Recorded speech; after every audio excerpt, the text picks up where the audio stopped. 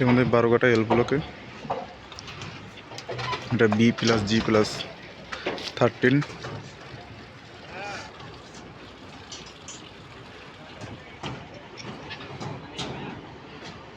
ছাদ ঢালাই হবে